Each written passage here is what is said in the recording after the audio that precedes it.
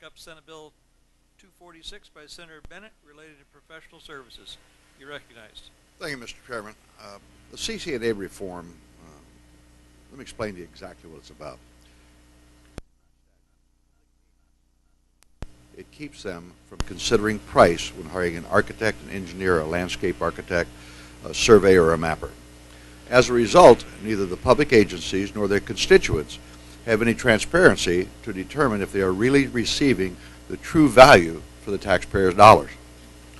Within the state of Florida, the restriction is truly unprecedented. Agencies have far more latitude as to how they hire other professional services. What we're trying to do here is continue to have CCNA and see if we can't come up with another option to give the agencies an option to go to the best buy for the people of the state of Florida. Not necessarily the cheapest, but the best value.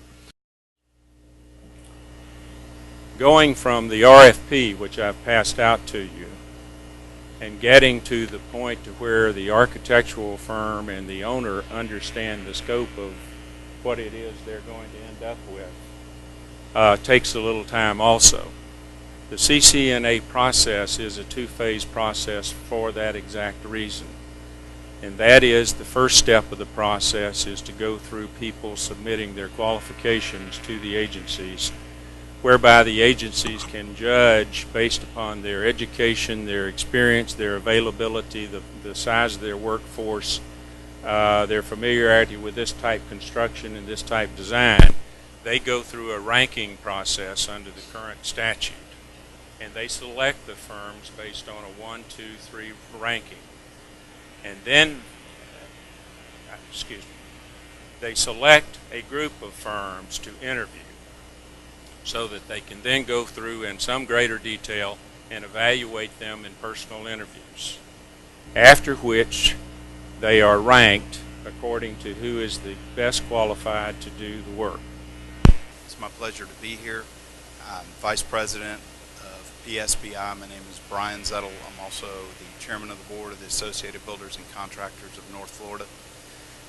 We are in, both my firm and our association, in opposition of this bill, and primarily because of what it promotes. We agree wholeheartedly with a number of the comments that the Associated, the AIA has made in this, but primarily it opens the door for bid shopping, so to speak. If you're holding a bid open and you can't come to terms with your first lowest bidder, and you go to the second bidder and he's got a bid price, and your intent is to go back to the first bidder and say, well, we've got a better price, you either match it or you don't get the work. To me, that's pretty unscrupulous, and it would be illegal if I did it with my subcontractors in a general contracting format. We're also a design build firm where we partner and do joint ventures with architects and other general contractors in design build. We're a subcontractor also. So we can't support this bill and won't support it, and I think it's damaging, given these economic times, to all of our firms to be put under that scrutiny